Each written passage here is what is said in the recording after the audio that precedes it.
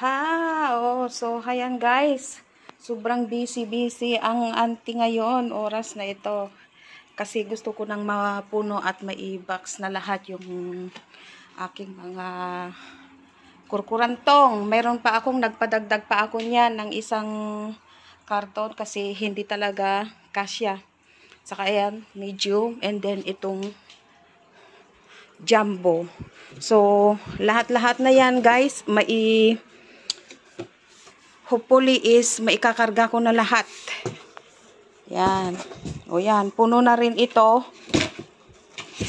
Yung sa labas na lang, ito mga dagdag ko, mga bihon. Ayan. Tapos nakabili pa ako ng ilang kilo na Ajinomoto na ito. 1 kilo, bale, dalawa yan. Mga kape, lahat-lahat na, andyan na. Tapos yung mga sapatos din na binili ko.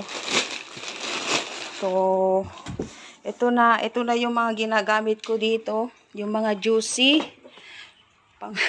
Juicy. O ginagamit ko na pang ng smoothie. Ayan. Tapos ito. Meron din yung happy cool ko dyan. Tapos yung isang blender ko din. Nandoon din sa loob. Yan, yung isang blender ko. Ito yung plate ito na free sa fair price. Tapos yan. Grabe. Yan, yung isang blender ko pa. Tapos yung mga grocery ko.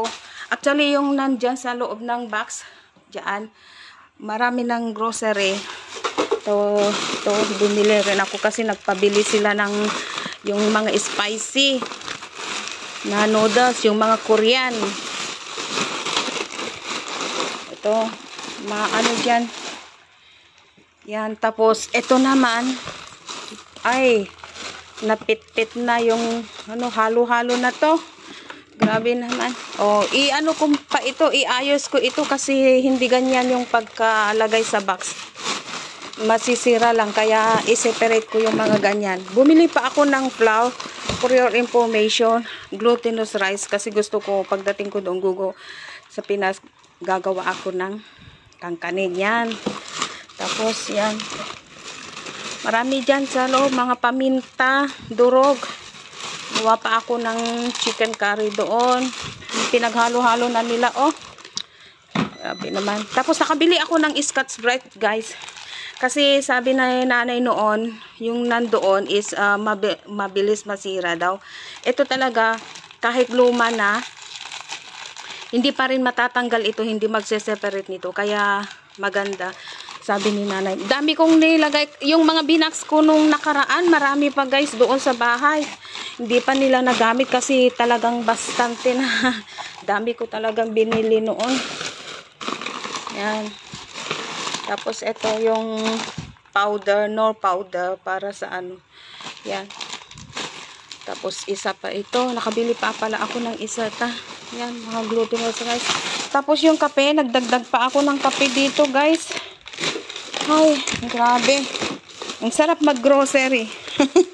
Sa totoo lang, na-enjoy ako mag-grocery. Yung mga curry, curry noodles. Tapos yung mga habon. Ayan, yung Dettol na habon. Actually, magpabili sila ng Dab. So, dagdagan ko pa yan. Bibili pa ako ng mga habon na Dab. Kasi gusto niya yung white at saka pink na Dab. Ito naman yung Dettol kasi nabili ko. Yung mga malalaki na ito guys, yung large na ito. Yan. Ewan ko kung ilang, yan, marami. 1, 2, 3, 4, 5, 6, 7, 8, 9. 9 na taga-apat, yung malalaki nito. Marami pa dyan sa box. Pero ito lang kasi yung binili ko lang ngayon, yan. Tapos dito pa, yung mga Skippy. Wala pa akong nabili na Nutella. Dagdagan ko pa to Nutella. At saka ito, yung mga dalawang lotion ito. Dalawang lotion na Nivea. At saka yung kape. Saka yung mga luncheon mint dyan, nakalata na. Saka ito yung Dab na liquid na kinuha ko na lang, yung body wash. Bibili pa ako ng yung bar kasi gusto niya yung bar. Yan, blue at saka pink yung kinuha ko na dab. Yan. So, yan guys. At hanggang dito na lamang. Maraming salamat. At ako'y mag-iimpake pa. Dami kong trabaho dito. Meron pa, inuwi ko talaga yung pakulan ng tubig ko. Yan, tapos yung ginagamit ko na tawag dito, yung pag-steaman. Steamboat. Yan. Iuwi ko na rin yan. Yan. So, hanggang dito na lamang guys. Sa muli. Kita-kits ulit. Dahil i-assemble ko pa yan. Oh, yan. I-assemble ko pa yan. Dagdag itong large na binili ko na to. So, okay na guys. Salamat sa panunood. Maraming salamat sa mga baguhan na hindi pa nakapag-subscribe sa akin. Please subscribe, Rosette Aurelio, and don't forget to click the notification bell para laging updated sa lahat ng mga video. So, thank you so much guys. Bye-bye and see you again for my next live dahil marami pa akong gagawin na itutuloy na trabaho. Mahirap mag-impake talaga guys. Masarap mag-shopping pero yung mag-impake ang napakahirap kasi kailangan i-separate lahat ng mga yan para safe na makarating sa Pilipinas at saka yung mga mabasag para safe sila kailangan na balutin ng tag-isa-isa niyan. So thank you so much. Bye bye and I love you guys. See you for my next live.